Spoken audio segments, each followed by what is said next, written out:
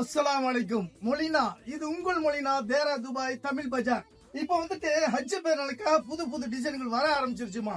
இப்போ வந்து rich look 140 கிரகத்துக்கு ஒரு அருமையான டிசைன் வந்திருக்கு. 3 பட்ட ஜருகை, ரொம்ப அதிகமான ஜருகை. இது விலை கம்மி, 140 கிரகம் தான். ரொம்ப அருமையா வந்திருக்கு பாருங்க டிசைன்.